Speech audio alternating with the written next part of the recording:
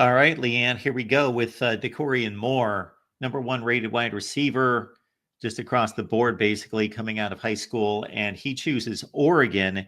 And the Oregon situation right now is you've got Tez Johnson. We just saw him at the NFL Combine, along with Trayshawn Holden, a former Alabama transfer to Oregon. Both of those guys gone. Evan Stewart, he was a number one wide receiver coming out of high school to Texas A&M. Played a couple of years with the Aggies. He was at Oregon last year, kind of hit or miss, had an outstanding game against Ohio State in the regular season, but he would disappear for weeks and weeks. And also Dante Moore, of course, the new starting quarterback, most likely. There's a battle at Oregon, but five-star who originally signed at UCLA coming in to play at Oregon, one season under his belt under Dan Lanning, who, by the way, just got a contract extension today announced at $11 million per year.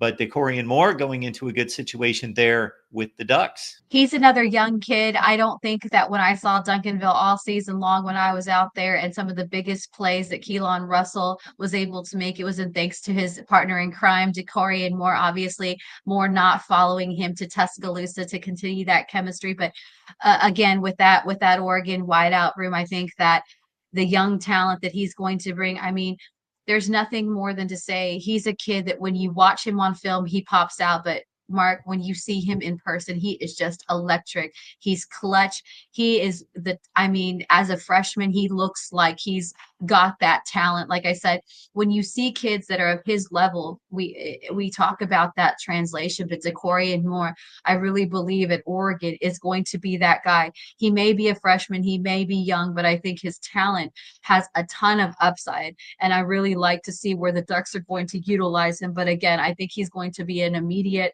impact player for the Ducks lineup coming into the fall. I believe he's going to be one of the starters. Like I said, electric. There wasn't a time when that Keelan Russell connection and some of the big plays. And if you see there, we talked a lot about it with tight ends, but he's one of the, with him, he extends his body when he's out there making those difficult catches like a tight end would. And I think that that's also something that you want to look for in a wideout, not just your tight ends, that extension. And I think with the schedule, with the way that Oregon and it plays and things like that, again, I think the abilities that he brings in that toolbox is going to be electric. And he's one of those young guys that I can see why Oregon took a chance. I know a lot of people say that there's a lot of young talent, but they got to sit and wait their turn. But my question is, when do you start building on the young talent? When do you start taking a chance? Because at some point you're going to have to.